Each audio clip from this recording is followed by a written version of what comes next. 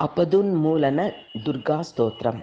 लक्ष्मीशे योगनिद्रां प्रवजति भुजगाधीशतल्पे सदर्पा उत्पन्नौ दानवौ तच्चुवनमलमयाङ्गौ मधुं कैटभं च दृष्टाभीतस्य धातुः स्तुतिभिरभिनुतामाशु तौ नाशयन्तीं दुर्गां देवीं प्रपद्ये शरणमहमशेषा पदुन्मूलनाय। युद्धे निर्जित्य दैत्यस्त्रिभुवनमखिलं यस्तदीयेषु धिष्णे श्वास्थाप्य स्वान् विधेयान् स्वयमगमदसौ शक्रतां विक्रमे तं सामात्याप्तमित्रं महिषमभिनिहत्या स्वमूर्धाधिरूढां दुर्गां देवीं प्रपद्ये शरणमहम शेषापदुन्मूलनाय।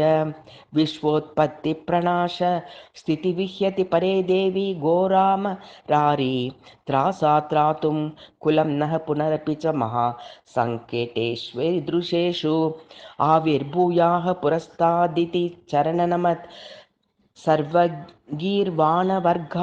दुर्गां देवीं प्रपद्ये शरणमहमशेषापदुन्मूलनाय।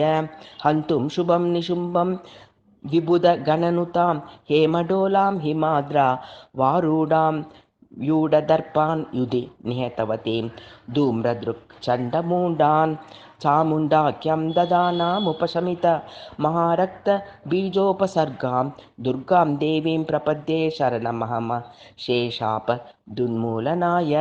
ब्रह्मेश स्कन्दनारायण किटिनरसंहेन्द्रेन्द्रशक्तिः स्वभृत्याः कृत्वा हत्वा निशुम्भं जित विबुधगणं त्रासिता शेषलोकम् एकीभूयात शुभं रणशिरसि निहत्यास्ति मातखड्गां दुर्गां देवीं प्रपद्ये शरणमहम शेषापदुन्मूलनाय।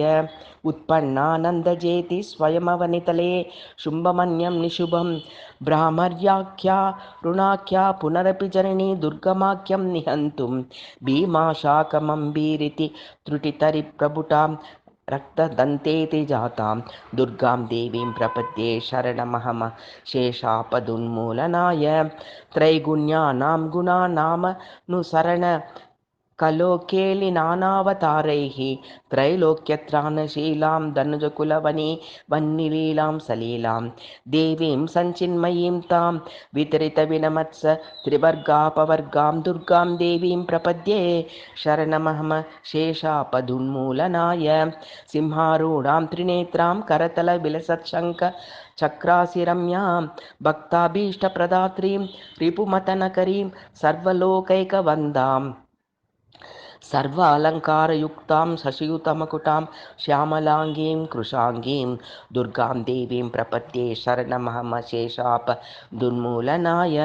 त्रायस्व स्वामिनीति त्रिभुवनजननी प्रार्थना त्वय्यपार्था पाल्यांते व्यर्थनायां भगवती शिशवः किन्वनन्या जनन्या तत्तुभ्यं स्यान्नमस्येत्यवनत विबुधाह्ना दिवीक्षाविसर्गां दुर्गां देवीं प्रपद्ये शरणमहम शेषापदुन्मूलनाय। एतं सन्तः पठन्तु स्वमखिलविपज्वालतूलानलाभं हन्मोद्वान्तभानुप्रतिममखिल सङ्कल्पकल्पदुकल्पं दौर्गं दौर्गत्यघोरातपतुहिन करप्रख्यमहं हो गजेन्द्र श्रेणी पञ्चास्य देश्यं विपुलभयदकला काला हितार्चप्रभावम्।